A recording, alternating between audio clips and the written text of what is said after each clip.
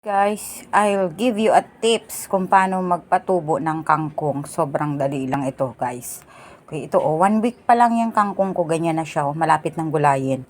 So 1 week pa lang yan. Ayan, tubig lang, guys. Yan, ibabad mo lang siya.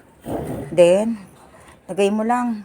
May naaarawan para mas maganda pag naarawan kasi. Pero okay naman siya kahit di naarawan, I think. So yan, sa labas ko lang siya nilalagay. Ayan, ganyan na siya.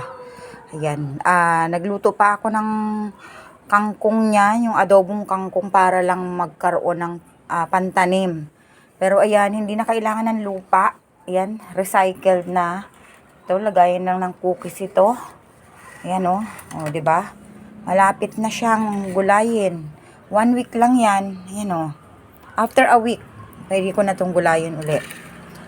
So, yan. And, syempre, pag pinutol mo yan, mag-aano uli yan, magtatalbos uli yan. So, yan. At sigurado kang malinis kasi sa totoo lang, guys, hindi ako bumibili ng kangkong.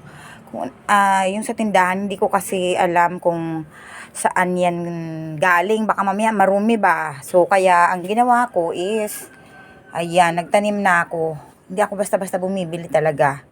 So, nag-try lang. Ayan. At least ito, sigurado ako na malinis talaga dahil sarili kong tanim. And, syempre, akit lang ako ng terrace. Ayan, gugulay lang. So, thank you for watching, guys. Magtanim din kayo para meron kayong aanihin. Napakadali lang. Lagay lang sa tubig.